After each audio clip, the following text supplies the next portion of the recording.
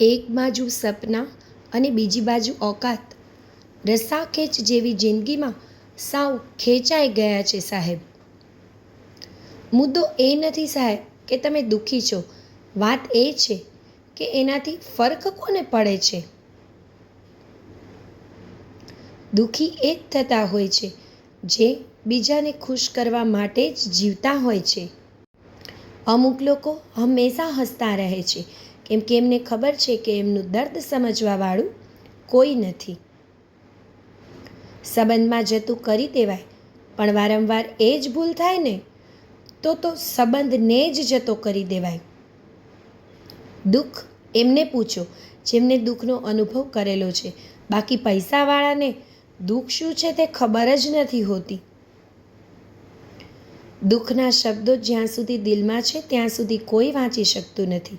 એ જેવા કાગળ પર લખાય છે કે સીધા બીજાના દિલને ચીરી નાખતા હોય છે. કેટલું દુઃખ થાય છે જ્યારે 1000 વખત માફ કર્યા પછી પણ એ માણસ વારંવાર એ જ ભૂલ કરે છે.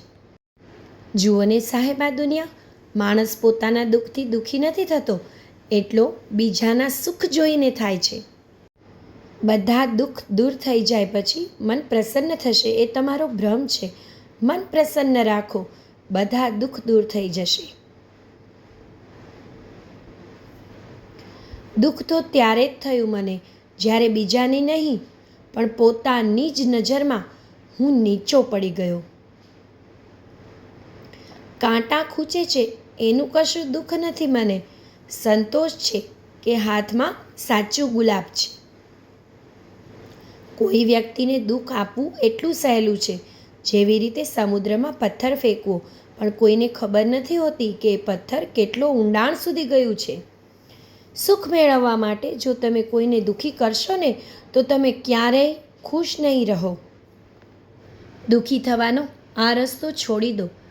જેને તમારી કદર જ નથી એના માટે હૃદયથી વધારે ઘસાવાનું છોડી દો. સુખ મેળવવા માટે જો તમે કોઈને દુઃખી કરશો ને તો તમે ક્યારેય ખુશ નહીં રહો.